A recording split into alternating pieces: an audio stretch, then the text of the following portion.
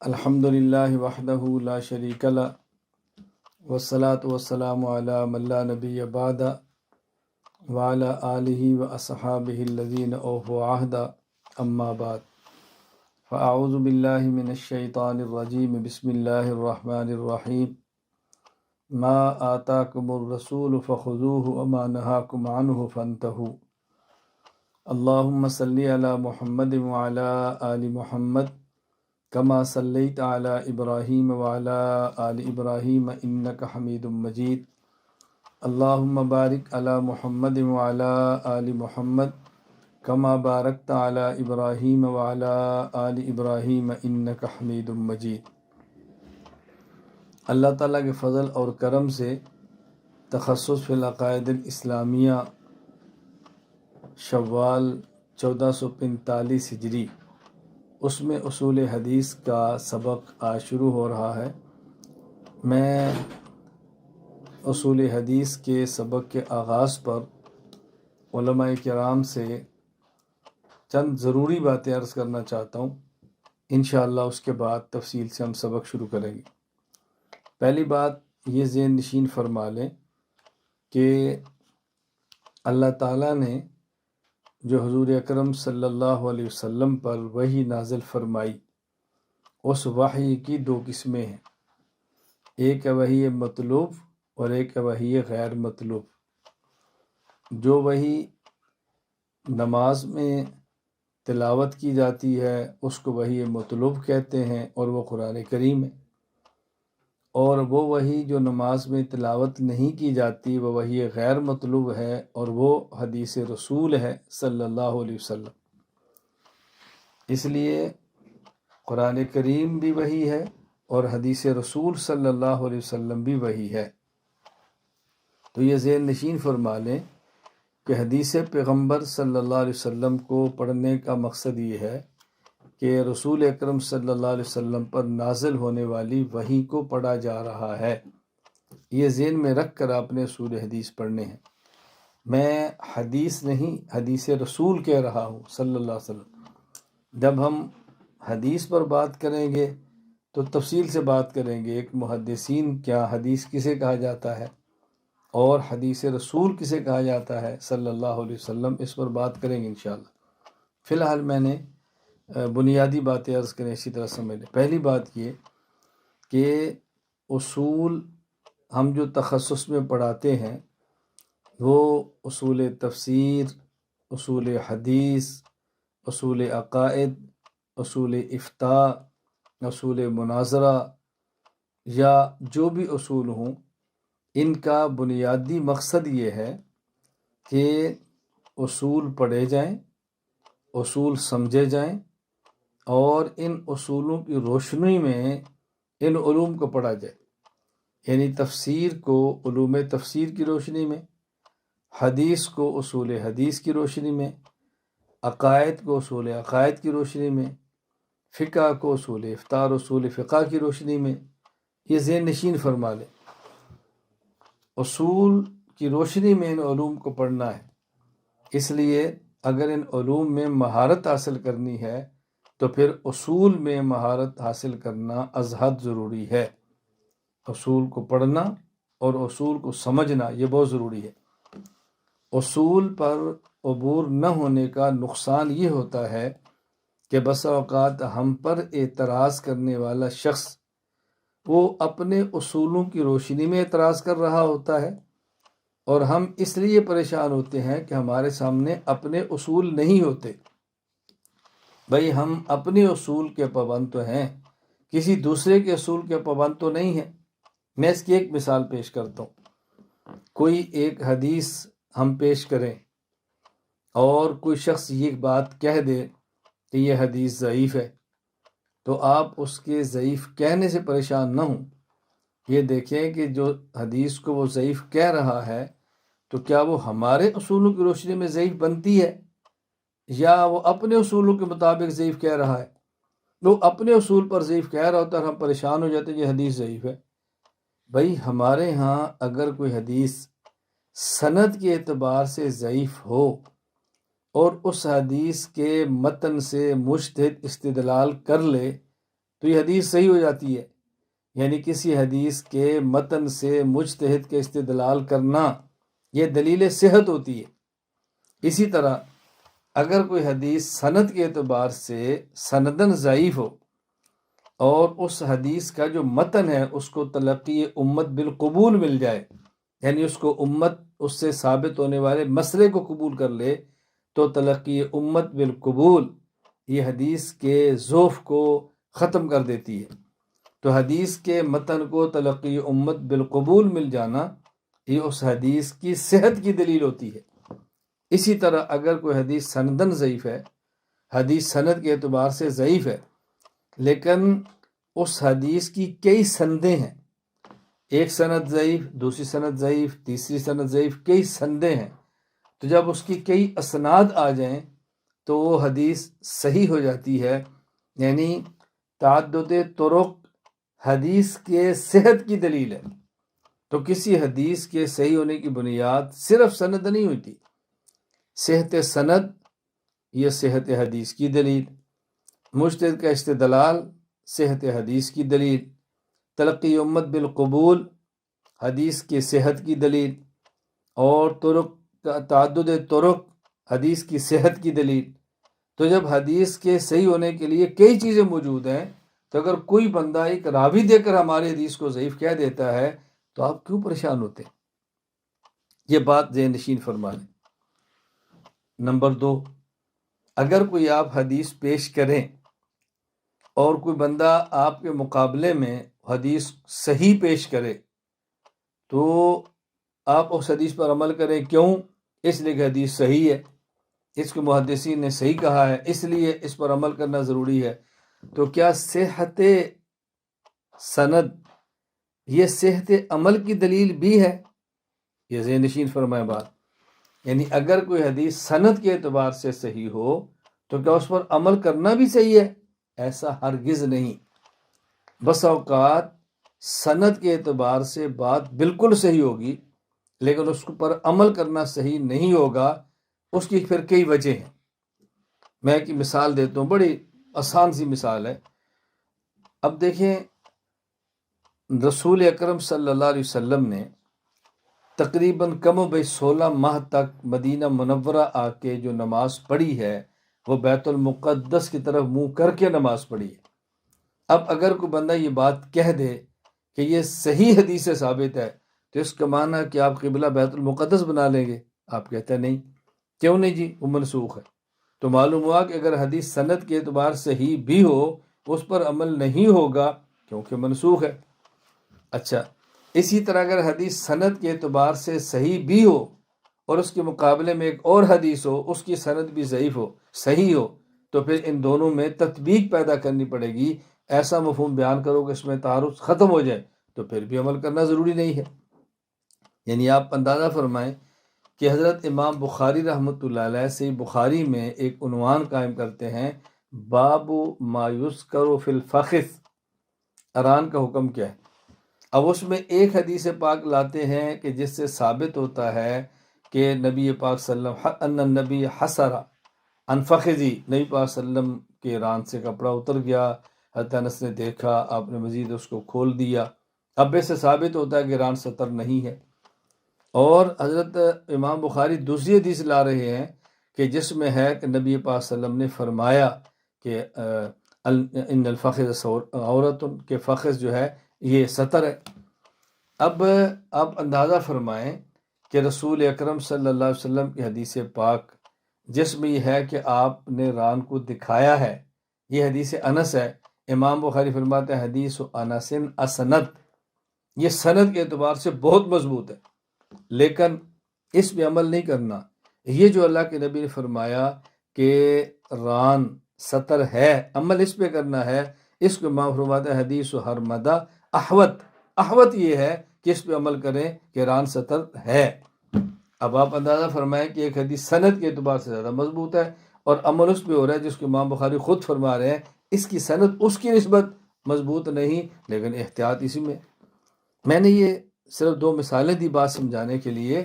اصول پڑھنے کا مطلب یہ ہے کہ آپ نے اصول کے مطابق بات کرنی ہے، اپنے اصولوں پر قائم رہنا ہے۔ اپنے اصولوں پر کبھی کمپرومائز نہیں کرنی. بات اچھی طرح ذہن نشین فرمائے. ایک مسئلہ آپ پیش کرتے ہیں اور آپ کے سامنے میں ایک بندہ یہ بات کہتا ہے کہ جی یہ مسئلہ قرآن سے ثابت ہے یا حدیث سے ثابت ہے. اچھا، آپ اس کے سامنے پیش کرتے ہیں اجماع یا آپ پیش کرتے ہیں قیاس. وہ کہتا ہے یا قرآن پیش کرو یا حدیث پیش کرو.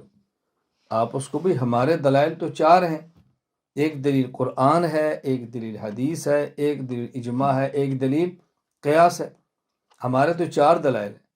آپ ہمیں یہ کہہ سکتے ہیں کہ جو مسئلہ آپ نے بیان کیا ہے یہ کس دلیل شرعی سے ثابت ہے، لیکن یہ کہنا کہ قرآن ہی سے ثابت ہے، حدیث ہی ثابت ہے. تمہارا اصول یہ ہے کہ مسئلے پر دلیلیں صرف 2 ہیں، قرآن اور حدیث، جبکہ ہمارا اصول یہ ہے کہ کسی مسئلے کو ثابت کرنے کے 4 دلائل ہیں، قرآن، حدیث، اجماع اور قیاس. تو ہم تمہارے اصول کے پابند تو نہیں ہیں. ہمارے لوگ پریشان کیوں ہو جاتے ہیں؟ جی وہ کہہ رہا ہے حدیث پیش کرو، جی وہ کہہ رہا ہے یہ پیش کرو. اس کے کہنے سے کیا بنتا ہے؟ کوئی ہمارے بھی تو اصول ہے نا. اپنے اصولوں پر علماء کرام کھڑا ہونا سیکھو. تمہیں دنیا کی کوئی طاقت بھی تمہارے مسلک اور مذہب سے نہیں پھیر سکتی. اپنے اصول پہ کھڑا ہونا سیکھو. کیسی بات کرتے ہیں؟ چھوٹی چھوٹی بات پہ پھسلے مت، اصول پر کھڑے ہو. میں بار بار یہ بات سمجھا رہا ہوں، اصول پڑھنے کا مطلب اصول پڑھیں، اصول سمجھیں، اپنے اصولوں پر قائم رہیں. کسی دوسرے کے اصول کو اپنے سر پر مسلط مت کریں. جب کوئی بندہ ہمارے اصولوں کا پابند نہیں ہے تو ہم اس کے اصولوں کے کیوں پابند ہیں؟ بات بڑی صاف سی ہے. میں اس پر ایک واقعہ پیش کرتا ہوں. آپ اس کو واقعہ کہہ رہے ہیں، علم لطیفہ کہہ لیں. یہ لطیفہ وہ نہیں ہے جو جھوٹ ہے، یہ وہ ہے جو سچ مچ ہے. میں ایک سفر میں تھا تو زمانہ طالب علمی کے میرے ساتھی مجھے ملے، بڑی خوشی، وہ عالم بن گئے تھے. تو وہ تبلیغی جماعت میں سال کے لیے چل رہے تھے. میں اپنے دعوتی سفر پہ تھا. ملاقات ہوئی تو مجھے وہ کہنے لگے کہ ایک مسئلے پر آپ سے نہ بات کرنی. میں نے کہا یار آپ سال لگا رہے ہیں تبلیغی جماعت میں تو آپ اس پہ بات نہ کریں، بس آپ اپنا کام کریں. نہیں میں نے بات کرنی. مقصد یہ تھا کہ کسی مسئلے پر ظاہر مجھ سے اشکال ہوگا، دوستانہ ماحول میں گفتگو اور مباحثہ کرنا. تو میں نے ان سے مزاح میں کہا کہ آپ نے جو مجھ سے بات کرنی ہے یہ اصول کے ساتھ کرنی ہے یا بغیر اصول کے کرنی ہے؟ ہماری بات با اصول ہوگی یا ہماری بات بے اصول ہوگی؟ کہتا جی ہماری بات با اصول ہوگی. میں نے کہا اچھا یہ بتائیں پھر آپ کی جماعت کا نام کیا ہے؟ کہا جی تبلیغی جماعت. اب ان کی جماعت کا نام تبلیغی جماعت ہے، میری جماعت کا نام عالمی اتحاد اہل سنت والجماعت ہے. میں ان کی جماعت کو اپنی جماعت سمجھتا ہوں، وہ میری جماعت کو کیا سمجھتا ہوں ان کا مسئلہ ہے، لیکن میں اپنی ہی جماعت سمجھتا ہوں. خیر میں نے کہا مجھے بتائیں کہ تبلیغی جماعت کا اصول یہ ہے کہ بحث نہیں کرنی اور میری جماعت کا اصول یہ ہے کہ بحث ضرور کرنی ہے. تو میں نے کہا اگر آپ نے بحث کی تو آپ کا اصول ٹوٹ جائے گا، اور اگر میں نے بحث نہ کی تو میرا اصول ٹوٹ جائے گا. اس لیے بہتر یہ ہے کہ میں بولتا جاؤں اور آپ سنتے جائیں. میں خاموش ہو گیا تو میرا اصول ٹوٹ جانا ہے، اور آپ بول پڑے تو آپ کا ٹوٹ جانا ہے.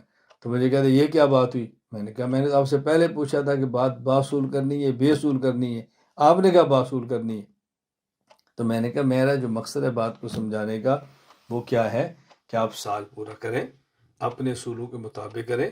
جب آپ کا سال مکمل ہو جائے گا پھر آپ کچھ دنوں کے لیے مرکز تشریف لے آئیں، پھر ہمارے اصول بھی سمجھ لیں، پھر گفتگو کا طریقہ سمجھ لیں، پھر آپ جی بھر کر باتیں کریں. تو اصول پر قائم رہنا سیکھیں. یہ میں نے آپ کی خدمت میں گزارشات پیش کرنی. ایک اور گزارش اچھی طرح سمجھیں. آپ اور میں ہم اصول حدیث پڑھ رہے ہیں تاکہ ہمیں حدیث سمجھ آئے، ہم حدیث سمجھا سکیں، ہمارے اوپر علم حدیث کھلے.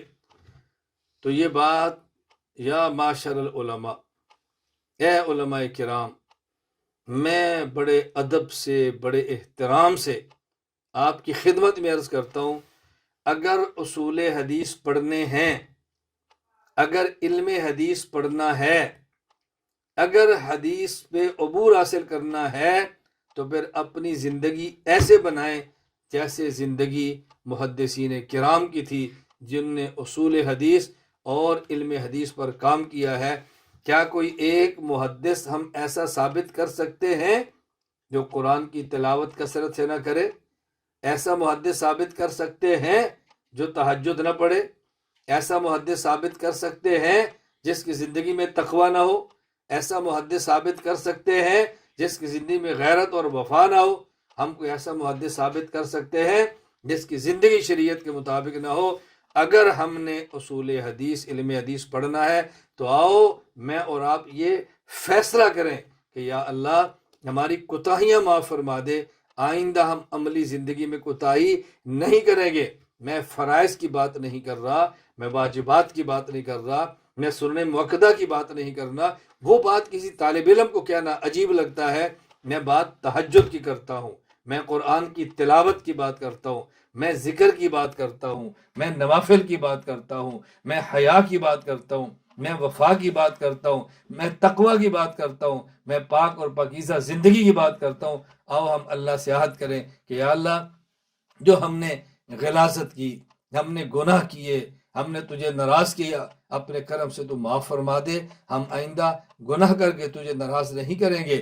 وہ نیک اعمال جو علوم دین کے لیے معاون ہیں، ہم ان اعمال کو لے لیں، اور وہ اعمال جو دینی علوم کے راستے میں رکاوٹ ہے ان اعمال کو خیرباد کہہ دیں۔ ایک گزارش میں اور کرتا ہوں، اگر ہم نے علم کا نور حاصل کرنا ہے، اگر ہم نے اصول یاد کرنے ہیں، اگر ہم نے علوم شریعت پہ عبور حاصل کرنا ہے، میں خدا کا واسطہ دے کر کہتا ہوں ان موبائلوں سے جان چھڑا لو، ان موبائلوں سے جان چھڑا لو، ان موبائلوں سے جان چھڑاؤ۔ میں موبائل کو ضرورت سمجھتا ہوں، اور ضرورت کا ضابطہ یہ ہے کہ ضرورت کے درجے میں ضرورت کے وقت ہوتی ہے۔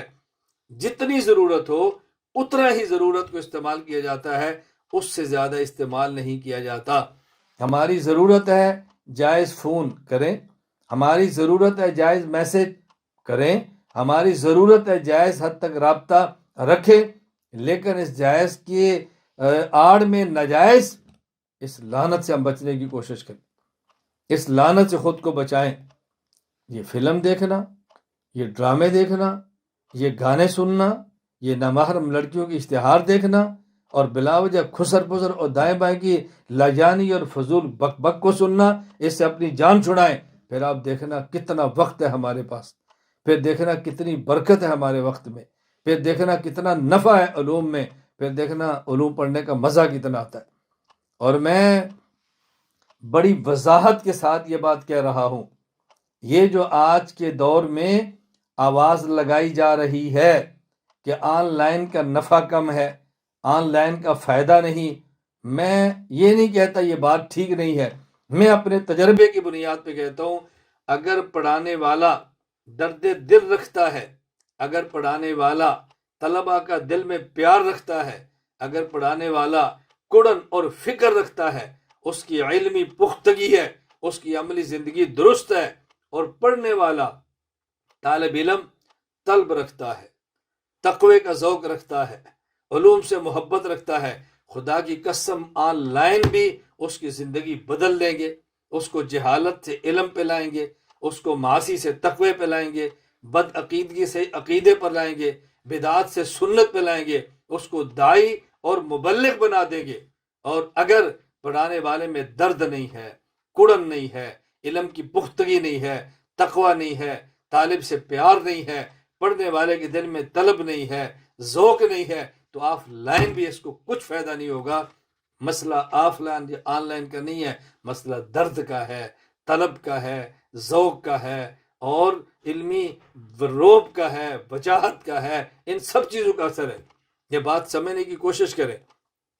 میں آپ حضرت خدمت میں عرض کر رہا ہوں کہ اصول حدیث کا ایک پہلا سبق ہے، اور میں نے بہت مختصر سی بات آپ کی خدمت میں عرض کی ہے، ہم نے چلنا ہے۔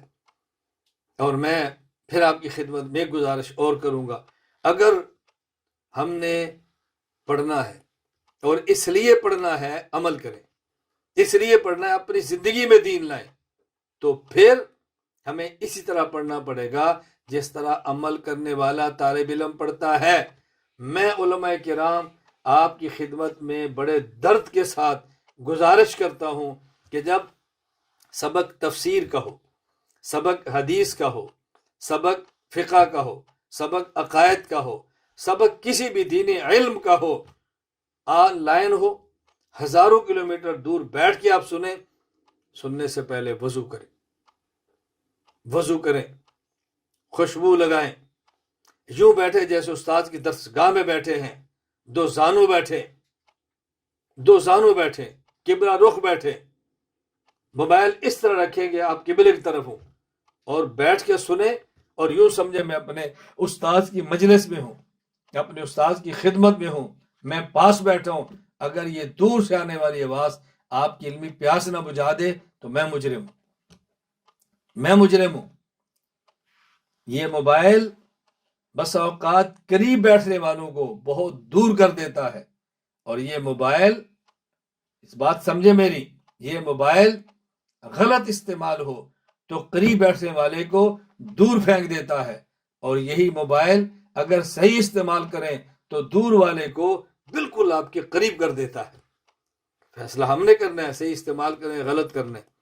میری آپ سے ایک گزارش اور ہے، اور یہ میں آج کی مجلس میں بڑے درد سے کہہ رہا ہوں، وقت کی بہت پابندی کریں، وقت کا بہت خیال رکھیں، اساتذہ کی قدر کریں، وقت کی قدر کریں۔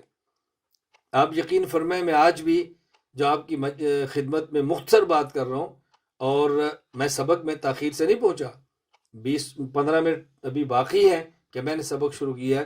میرے استاد تشریف لائے تھے، میں نے ان سے بچپن میں پڑھا ہے، 2 دن سے میں ان کے ساتھ تھا، ایئرپورٹ چھوڑ کر آیا ہوں، اور صرف اس وجہ سے مجھے تاخیر ہوئی ہے کہ میں استاد کی خدمت میں تھا۔ مجھے انہوں نے کہا کہ مجھے نہیں معلوم تھا کہ آپ کتنی مصروفیت ہے، ورنہ میں آپ کو تکلیف نہ دیتا۔ میں نے کہا استاد جی میں خوش ہوں، استاد کی آمد سے بڑی کیا سعادت ہو سکتی ہے، آپ کی آمد سے زیادہ میرے لیے کیا میرا اعزاز ہو سکتا ہے۔ میں نے سارے معمولات 2 دن میں چھوڑ دیے، میں 24 گھنٹے میں آپ کی خدمت میں دوڑا ہوں۔ نماز پڑھی ہے الحمدللہ، اس کے بعد میں نے اوابین پڑھے ہیں، اور باقی تسبیحات اور باقی معمولات میں نے چھوڑے ہیں کہ اس کو سبق کے بعد کر لوں گا، ناغہ نہیں کرنا، تاکہ سبق کا ناغہ نہ ہو اور ہم سبق پڑھ سکیں۔